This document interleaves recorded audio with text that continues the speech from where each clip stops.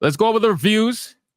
The reviews of Silent Hill 2, which are extremely sus to me, right? Sussy-wussy. Now, the reason what made me look into the reviews was this. There was another article, and keep in mind, guys, The Gamer, and many other websites have put out a multitude of articles talking about the reviews, right? About how positive they are. Oh my God, everybody's loving this game.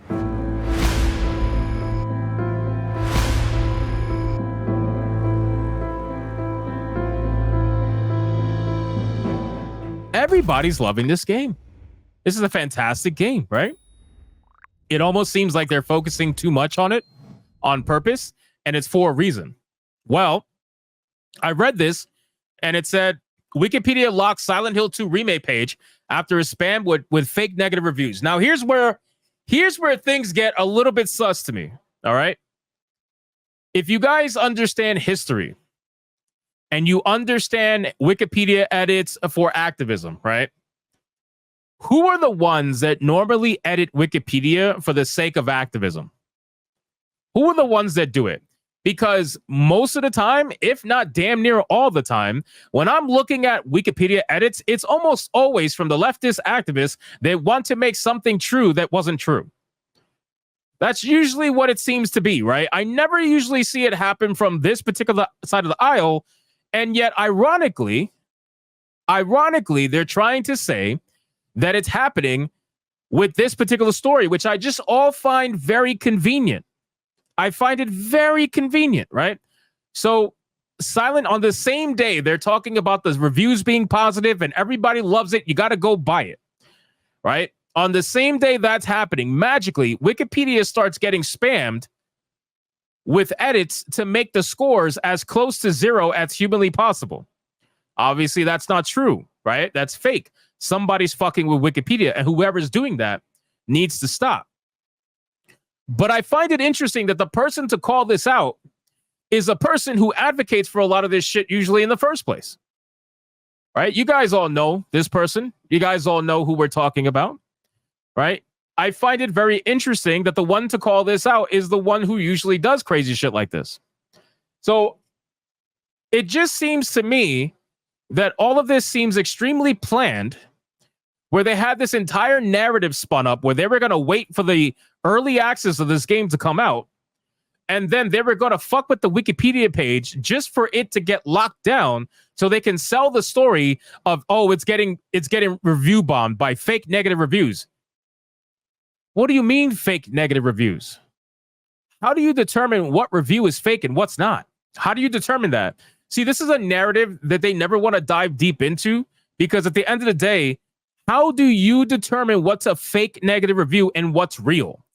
Because if you're talking about, oh, fake negative reviews are usually just culture war related, right? That's normally what they say. They say that it's culture war related, right? It's bad reviews from culture war people like us. Like, oh, okay. So if culture war related reviews are review bombing, let's bring up some reviews then, shall we? Fuck it.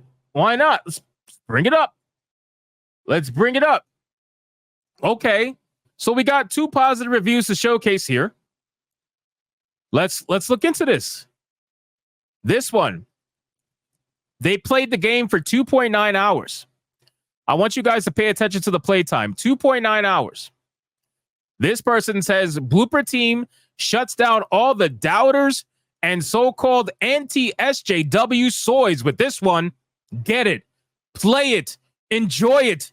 Just one thing, though. Why do they make the main menu generic as fuck? They could have used the original one's layout, and it would have been way better than this. Wait, so this is a culture war-oriented review, right? The person is basically saying, oh, the Chuds got owned. So why is this allowed to go through? Why is nobody questioning this one that's obviously culture war related? Whoever left this review was never going to leave a bad review because they want to own the Chuds. That's a little bit strange to me. Let's read the second review. You did it, Blooper. You did it. Online grifters and shit posters wanted you to fail. So many fake fans told you, the creators, how the game should be. according to video essays they watched. Anti-woke gamers who had no context of the game spouted crap, and yet you guys pulled it off. Welcome back, Silent Hill. Is this not a culture war review? Is this not a positive review bomb from someone who just wanted to own the chuds? Is that not what we're dealing with here? And then wait a second. So how are you going to say Silent Hill was back and you only played the game for 3.7 hours? So that's all it took? It took 3 hours for you to decide this was Silent Hill returned? This is amazing. The guy up top played the game for 2.9 hours. That's all it took was 2.9 hours? And you're like, yup, the chuds got owned with this one. Bro, this is why I keep saying that they're trying to claim victory way too fucking early. There's nothing wrong with this game being good and everybody enjoying it. If that's the case, I'm happy to see that.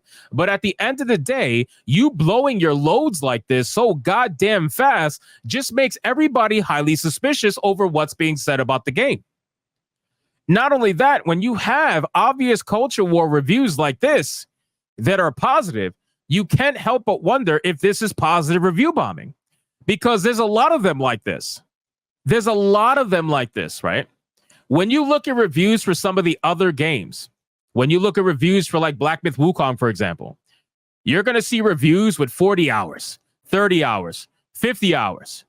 You're going to see reviews with a ton of hours into the game, and people left reviews after that. But the fact that you're just going so damn hard to try to make the game seem like a win is hilarious, because what this all boils down to is they're trying to protect the message. They're trying to make it seem that this is their game. They're trying to claim this game.